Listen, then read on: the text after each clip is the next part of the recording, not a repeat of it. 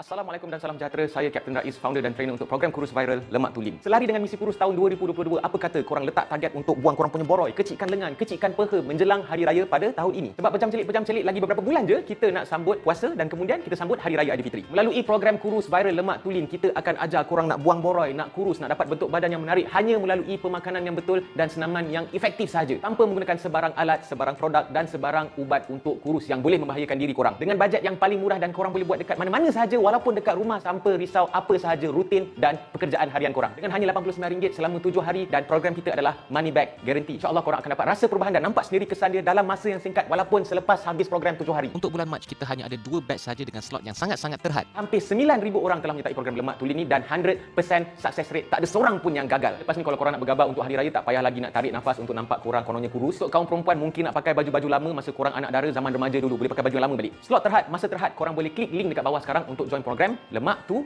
Lean. Jangan terlepas.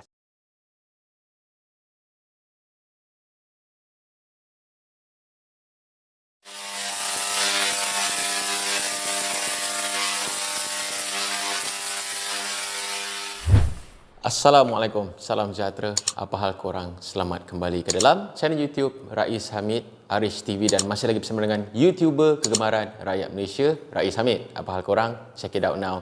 Ya, bedu, let's go. Come on yo.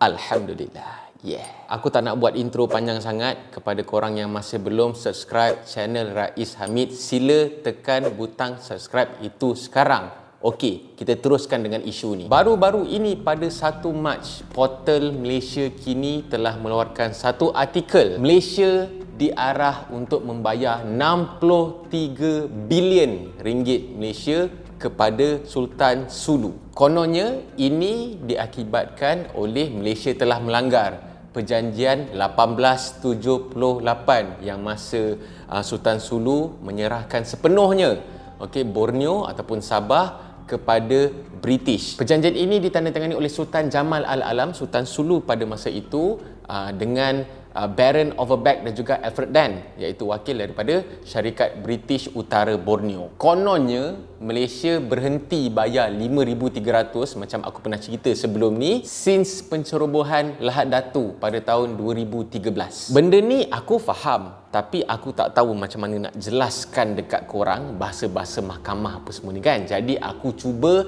ceritakan dekat korang dengan ayat yang mudah difahami, insyaAllah. Cerita dia, ada mamat Spanyol yang bernama Gonzalo Stampa, atau kita panggil dia Dr. Stampa. Dia bawa isu ni ke Mahkamah Timbang Tara. Apa itu Timbang Tara? Yang aku faham lah. Kalau salah tolong betulkan.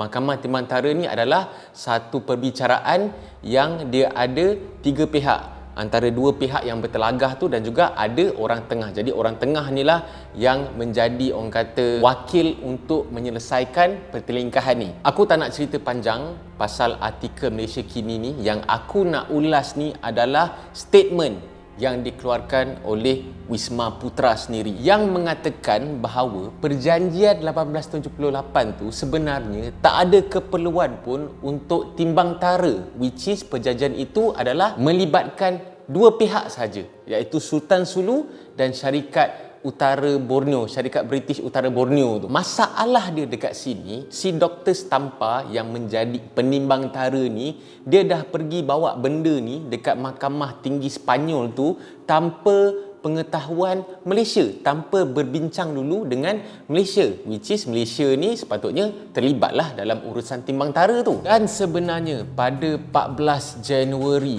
2020, Mahkamah Tinggi Sabah dan Sarawak ataupun Mahkamah Sabah sebenarnya dah buat keputusan bahawa isu ni tak memerlukan timbang tara langsung. Dan Malaysia sebenarnya dah cuba bawa keputusan oleh Mahkamah Tinggi Sabah ni kepada Mahkamah Tinggi Madrid dekat Sepanyol tu. Tapi hearing session dia belum diadakan lagi lah. Dan sebenarnya identiti yang menuntut tu pun sebenarnya tak disahkan lagi.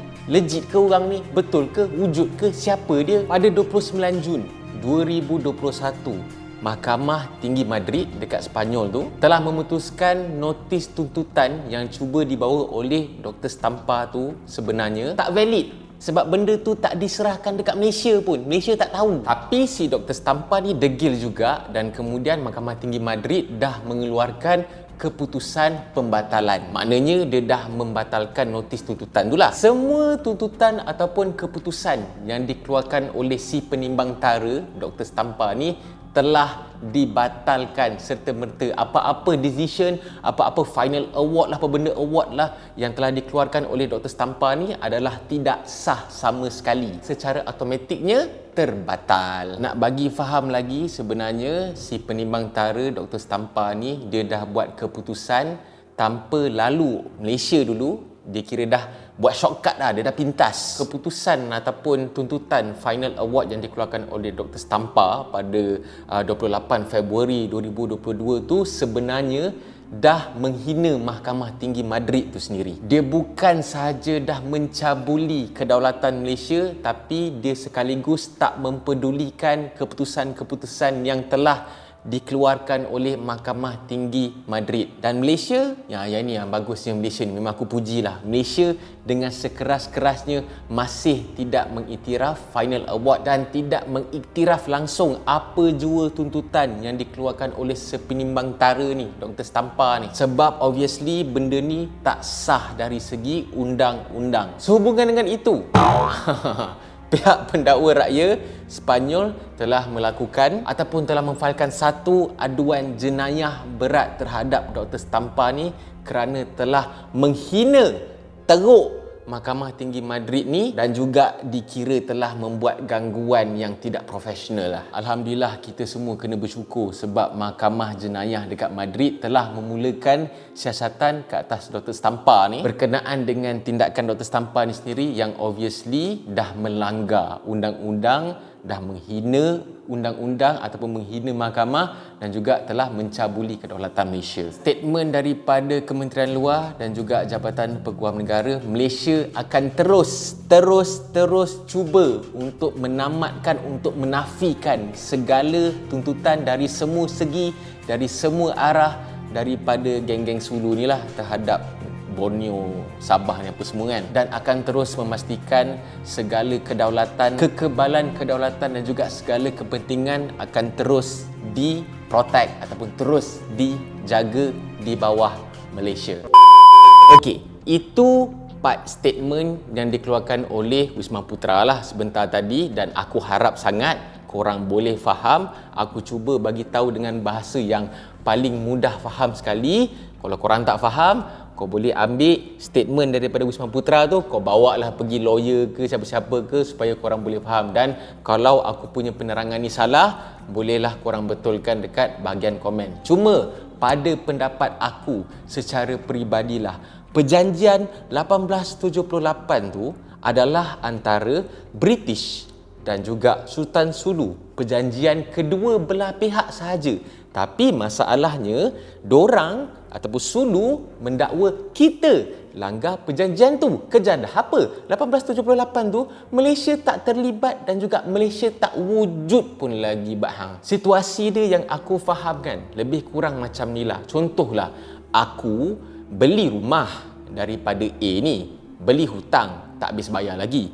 Tiba-tiba aku pergi jual rumah ni dekat si B ni. Hutang aku dengan A ni tak habis lagi. Aku pergi cabut. Tiba-tiba yang si A ni nak pergi tuntut hutang tu dekat si B. Sedangkan perjanjian pembelian rumah antara aku dengan si A tu antara aku dengan dia je. Dalam agreement tu nama aku dengan dia je. Dan juga bila aku bagi dekat si B tu melalui perjanjian yang sah jugalah tanpa aku declare benda-benda lain lah. Jadi logik tak kalau tiba-tiba A ni nak pergi ambil tindakan dekat si B ni? Mana boleh? Sedangkan perjanjian tu tak ada pun nama si B ni. Dan masa pembelian rumah yang aku lakukan antara aku dan si A ni, B ni pun tak wujud, aku tak kenal lagi. Lebih kurang macam tu lah cerita dia kalau nak aku bagi korang faham lah. Jadi sebenarnya tuntutan segala proceeding apa benda lah, timbang tara lah yang cuba dibuat oleh si Sulu ni dengan menggunakan penimbang tara si Dr. Stampa ni, yang Dr. Stampa ni pun degil, dah ada kuasa pembatalan dan sebagainya. Dia degil pergi bawa juga benda ni ke Mahkamah Tinggi Madrid tu dengan laluan shortcut tanpa rujuk dulu dekat pihak yang sepatutnya dia berbincang, iaitu Malaysia. Lepas tu main sedap declare apa semua. Memang dah terang-terang benda tu dah menghina mahkamah, menghina prosiding mahkamah tinggi itu sendiri. Dan disebabkan dah ada kuasa pembatalan terhadap Dr. Stampa ni, jadi apa-apa keputusan yang dikeluarkan oleh Dr. Stampa ni memang tak sah lah dari segi undang-undang. Jadi itulah dia sedikit sebanyak yang aku faham. Kalau aku salah faham, aku salah bagi tahu, tolong siapa-siapa yang lagi pakar pasal undang-undang antarabangsa ni, tolong komen dekat bawah, betulkan. Tapi ini setakat yang aku faham lah, berdasarkan sejarah, berdasarkan pengetahuan yang aku ada. Aku pun ada merujuk dekat kawan-kawan aku yang lawyer, lebih kurang macam ni lah. Sebab kalau nak ikutkan bahasa mahkamah ni, memang aku tak faham sangat lah. Tapi Alhamdulillah lah, kawan-kawan aku sudi menerangkan dekat aku. Dan kepada rakyat Malaysia, aku dengan ini mendeklar, aku sangat-sangat bangga kepada korang, baik rakyat Malaysia ke, netizen ke. Sebab rata-rata dekat bahagian komen yang post pasal artikel benda ni, memang korang sangat-sangat memang cuba mempertahankan Malaysia. Tak kira apa pun, korang duk kecam apa geng-geng Sulu ni apa semua kan. Tak ada seorang pun setakat ni yang aku tengok macam sindir-sindir Malaysia ke, macam kutuk-kutuk Malaysia ke. Nampaknya bila keluar isu-isu macam ni yang berkaitan dengan kedaulatan negara, yang obviously semua tahu memang Malaysia tak salah, memang dorang yang salah, kita memang bersatu hatilah. Memang aku sangat-sangat bangga. Hari ni aku nak declare kepada netizen, kepada rakyat Malaysia, korang semua memang cool gila lah. So, sama-sama kita berdoa, kita terus berada di belakang Malaysia supaya kita terus menyokong gerakan kerajaan untuk terus menghalang segala tuntutan. Kita cuba untuk menafikan, cuba untuk membatalkan segala tuntutan yang insya-Allah mungkinlah lepas ni diorang still akan buat, tak kisahlah melalui undang-undang ke, melalui jalan bawah tanah ke, nak pergi serang ke, kata nak serang bulan 2 tak ada apa-apa pun. Okey, tapi kita kena be prepared lah. Kita kena sentiasa bersedia, baik dari segi kita punya pertahanan, baik dari segi kita punya kerajaan ke, undang-undang ke, kita kena prepare. Sebab nampaknya dorang ni dah bertahun-tahun dah, daripada 1878 kot. Aduh, lama gila. Tapi masih lagi dorang tak give up. Tapi kita kena berjaga-jaga jugalah, sebab mungkin geng-geng Sulu ni ada satu kuasa yang sebenarnya terus backup, terus menyokong apa jua yang dorang tengah usahakan. Aku tak nak mention apa yang ada dalam idea aku. So siapa yang boleh teka tu, faham-faham, diam-diamlah. Korang boleh share video ni kepada sesiapa yang memerlukan penerangan. InsyaAllah ini je setakat yang aku mampu. Aku nak bagi penerangan dekat korang. InsyaAllah kalau siapa yang faham, Alhamdulillah. Dan sekiranya korang ada sebarang komen, bolehlah komen. Macam aku cakap tadi, kalau aku ada tersalah faham ke berkenaan dengan mahkamah apa semua ni, dia punya terms-terms yang aku tak faham ni, korang boleh bagi penjelasan dekat bawah. Aku bukanlah palatau. Ulasan yang aku buat ni adalah berdasarkan statement daripada Wisman Putra dan juga berdasarkan apa yang aku tanya dekat kawan-kawan lawyer aku, dan inilah yang dorang bagi tahu aku. Jadi aku cuba memberikan penjelasan dekat korang. Dan macam biasa guys, jangan lupa untuk tekan butang like, butang subscribe dan butang loceng untuk notification video-video daripada channel YouTube Rais Hamid selepas ini. InsyaAllah kita terus doa agar negara Malaysia ni terus dilindungi dan diberikan rahmat oleh Allah Subhanahu Wa Taala. Kita pun kita punya part, kita baiki amal ibadah kita, baiki solat kita, okey, hari-hari baca Quran, berselawat, kita tinggalkan segala larangan Allah, okey, supaya kita menuju ke akhirat dengan lebih confident, dan insya-Allah kita semua nak menuju ke syurga yang abadi. InsyaAllah kita jumpa lagi dalam next video. Hidup Malaysia, Allahu Akbar, Malaysia boleh. Assalamualaikum. Bye. Yeah.